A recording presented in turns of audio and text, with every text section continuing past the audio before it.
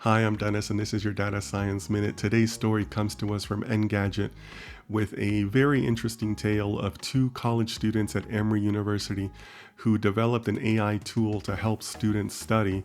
Apparently, the tool was very well received and it won an internal competition at the university, and the students actually ended up winning $10,000 each.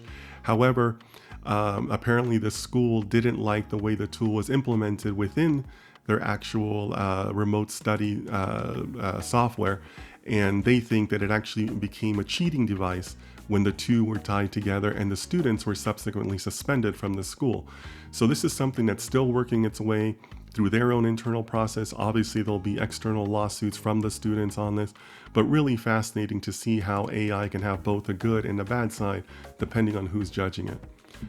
If you'd like more data science content, please click on like and follow below. I'll see you next time.